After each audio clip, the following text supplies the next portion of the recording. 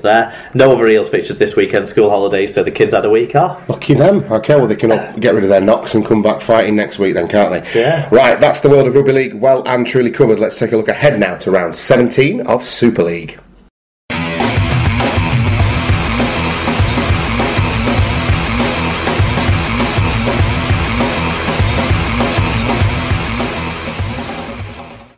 So it's round 17 of Super League this week, and the weekend kicks off on television with Wakefield Trinity taking on Hull KR, Mark.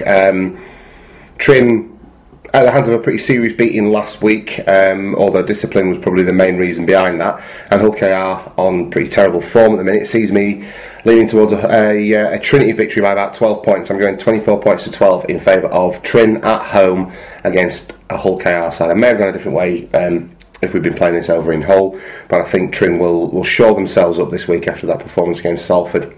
Yeah, certainly. And KR are just poor value for a win at the minute, aren't they? I certainly think that's a factor, the home field advantage. It really does depend how Wakefield sort themselves out discipline-wise, I suppose, because I think they've got the calibre in the side to beat this Hull KR side. The other difference maker might be just Hazy was rested last week, but he'll probably play this week, you would think.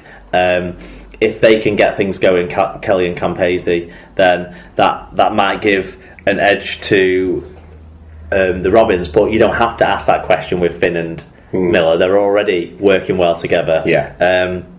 So I'm going to edge it to the home side, 28-24. Fantastic. Saints take on Warrington over at Langtree Park. St Helens struggling for form at the moment, and Wyatt looking good, so I've gone for an away win. 8 points in favour of Warrington. I think it'll be a closer affair. I think it'll be relatively high scoring, but Warrington have got enough to do Saints, particularly if Saints are going to be missing Luke Walsh. Well, Luke Walsh might be out for a while, but the thing is, this Saints defence isn't going to be able to contain this Warrington attack, I would suspect. Yeah. It would be a big turnaround for them. So I've gone 38 points to 20 in favour of Warrington. I think it'll be a bit bigger than you've suggested. I think it might go similar sort of way to Warrington's game against Leeds, in that the first half will be closer, but then Warrington will have a bit more spark and attack in the second half. Yeah. Right, Leeds take on Catalan at Headingley. It's tough to look past Catalan. I mean, look, it's so tempting. Every week when Leeds are at home, you think, is this the week they're going to come good? Is this the week they're going to come good?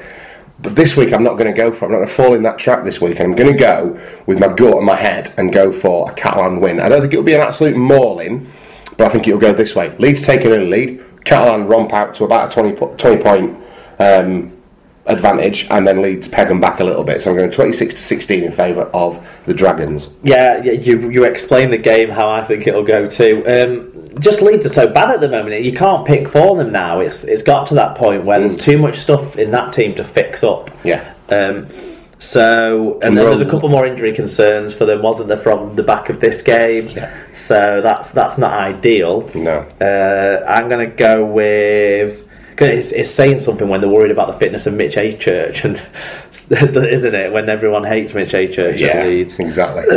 I'm going to go 30 points to 14 in favour of Catalan. Fantastic. Okay, Huddersfield then, they take on Castleford in a West Yorkshire derby this weekend. And again, if Huddersfield had not dropped the ball so badly against Widnes, I would have probably plumped for the home team in this. But I'm going to go for Cass to shore up some of the errors. Get the referee to call it evenly, and they're going to come out on top. I think it'll be a close one. I think there's going to be a score, or maybe a score and a drop goal in it. So I'm going Castleford 19, Huddersfield 12.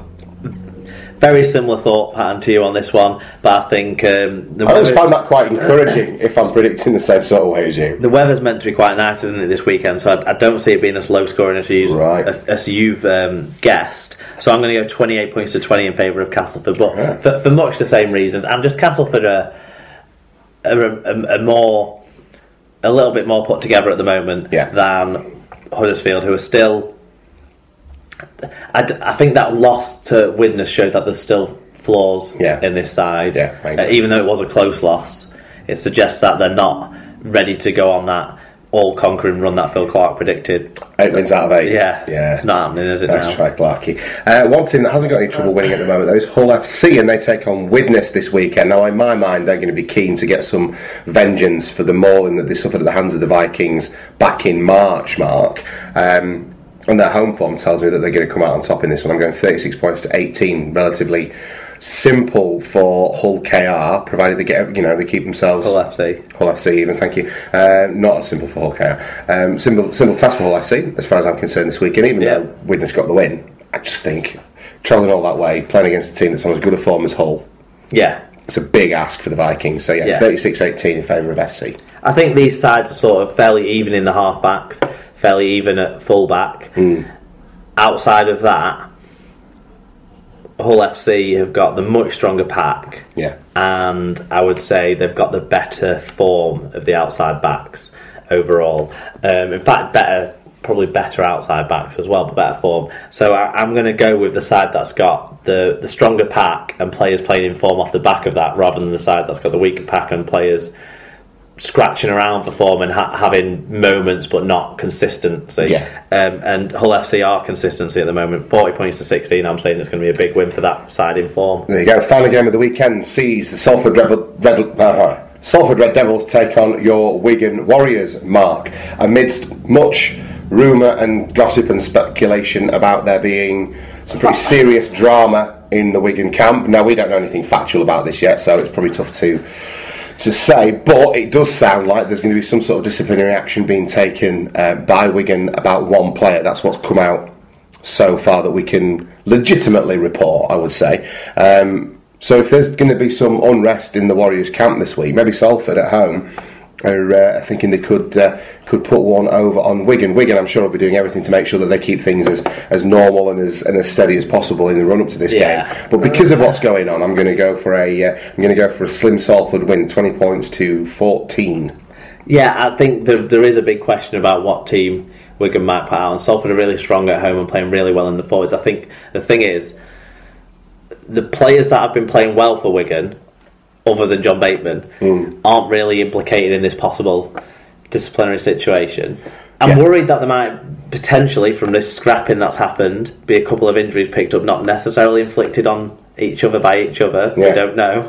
But a couple of injuries, because there was public involved in the so-called fighting issues you know as well. You know more than me then. Well, we don't know, but the rumours sort of suggest... You know more rumours than I do. There's not necessarily just one incident, there's not just necessarily one issue to clear up, the rumours suggest. But anyway, speculation aside, something's happened and it might have a knock-on effect. It could damage the squad, but Ben Flower isn't a name I've seen linked to any of the rumours, and he's been playing really well last couple of weeks. Don Crosby isn't a name I've seen linked to any of the rumours. He's been playing pretty well since he's come back in the side the last couple of weeks, and Ryan Sutton isn't a name linked. So I think I think those three can combat what the Salford forwards have been doing. I also think there's a slim chance of a couple of people coming back, maybe not. But Gelling and O'Loughlin are in line for return soon. So if they have to be forced back in a week early, they might be ready enough. Williams and Tompkins are playing really good, and if any team has the matching of Carney and Vido in terms of running back the ball, it's probably at the moment Charnley and Manfredi who are playing exceptionally well. That is all very true. So I'm going to go for a Wigan win, of course. What's the score going to be, Mark? I've got it pegged at 26-22. It's going to be a close one. Salford are a good team at home, and I'm just hoping that we can edge it. Yeah. There you go. Okay, so if you're at a game this weekend and want to keep in touch with everything that's going on, our good friends at SL Clubs on Twitter will keep you up to speed on all things Super League this weekend. What have you picked out as Championship Game of the Week this week, Mark? Simply by proximity to each other in the table, I've gone with Featherstone, who are in 5th place. Yes. Versus Swinton, who are in 7th place. It's a game of the week. Well, it's an exciting one, because you would have thought if at the start of the season, if you're going to predict this, you'd just go for a Fev win, wouldn't you? But the performances of Swinton Lions at times have been above what you would expect, and Fev showed this weekend quite easily how well they can suddenly fall off the boil. So, plus with a lot of a bit of a classic, hasn't it? With a lot of Wigan connections in that Swinton lineup at the moment, I'd lean towards them in that way. Well, I would too, but mostly because Leeds have got so many injuries that the dual reg situation at Featherstone is really having an impact on the flat cappers as well, because they can't get hold of some of the players that they'll need because they're all going to go in and play for Leeds. So I would be inclined to go with you. Well, they had Baldwinson and Briscoe, didn't they? Yeah, that is last true. Week. Yeah. Didn't help. You might find that one or more of those two will probably be drafted in for this weekend's fixture for the Rhinos, though. Maybe so. Okay, League One game of the week then. What have we gone for? Toulouse versus Doncaster, second against third in the table. Massive clash. And a test for Toulouse, but they're at home, so I'd expect them to win. But a test all the same. No, I tend to agree with you. Toulouse are going to be a championship team next season. Oh yeah, no question about it. So into the NRL then. What have you picked out for us? Fairly obvious, really, this week, isn't it? Well, State of Origin Game 1 takes place on Wednesday, so Excellent. Everyone set your planners to record that if you've got Premier Sports, and then a couple of games from the weekend coming up. Raiders against the Sea Eagles. See our Josh Hodgson, see if he still stays at the top of the Dally M's. And Rabbitohs against Titans on Sunday. Obviously, there'll be some well-rested English players in that Rabbitohs side because they had a weekend off. Well, it looks like Tom Burgess is out for about 2 months, doesn't it? Oh, does it? No, George, sorry. Oh, right, okay. Well, at least there'll be a couple of Burgesses. Yes. But you can always rely on the Rabbitohs to have a couple of Burgesses in the team, can't you? Yeah. So there you go. That's exciting stuff. Origin. Josh Dugan's out now as well, isn't he? For New South Wales. So that doesn't help. So who are they going to... I'm not sure who they've brought back in, but I'm pretty sure it's one of the Morrises that's going to take his place in the side. Oh, right, yeah, of course, yeah. And they'll go that way. But, it's just shocking that Coote isn't in the side. It makes no sense. He's been pretty good this year, hasn't he? I think it's nuts. I think they're going to get murdered, mate. I think Queensland are going to... Is it not... Will they not play Moylan at full-back? Well, they weren't playing Josh Dugan at fullback anyway. They are playing... Oh, they were playing in the centres. Yeah, they're playing in the centres. Right, okay. That's been the big debate, whether or not you take him out of his... Because he's been playing fullback for St George, hasn't he? Yeah. But I think to kind of get the people in they want to get in, they put him in the centres. Well, he played centres for Australia, didn't he? But he didn't look too great with old gropey bowling ball. Old Gropey McGroperson. Yeah. Yes, but then we will definitely be bringing you some coverage of that in next week's show. So that's your Super League pod for the week, well and truly taken care of. All that remains now is for us to wrap up the show and award Tweet of the Week.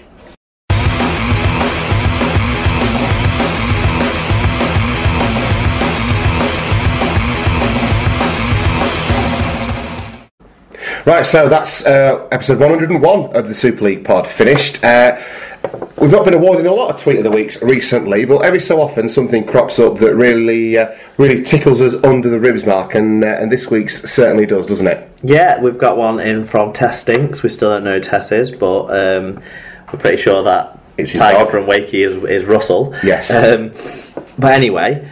He sent in a tweet on Friday night, I think it was, after the Salford Wakefield game. Is it me, or is Danny Kermon tripping more than Sean Ryder lately? Brilliant, love it. That's a well-deserved tweet of the week, and that's what you need to be aiming for, people, if you fancy winning tweet of the week. SLP recommends, Mark. Have you got anything for us? Not really. I did have one lined up.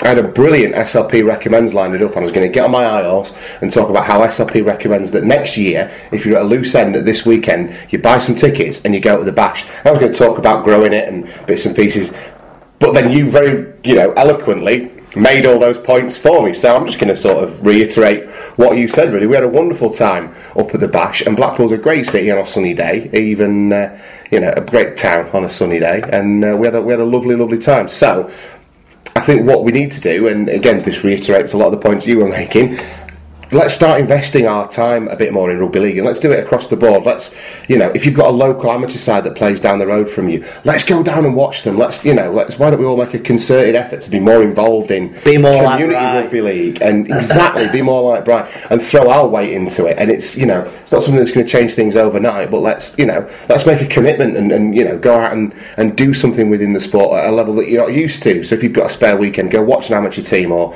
come and see the bash, or throw some time back into it and get the enjoyment that you would normally get anyway out of it. Yeah. But help us to gain some more traction in terms of growing that sport. So I think that was the point I was going to make. I was kind of going to make the same point actually, and recommend the bash because it was great. Yeah. But what I would say is we can plan better for it. I mean, it's a while off. yet, these events next year. Yeah. The problem is the RFL, this is where the RFL does let us down a little bit. They don't have a plan in place for next year that, they don't know when or where, or even if, to some extent.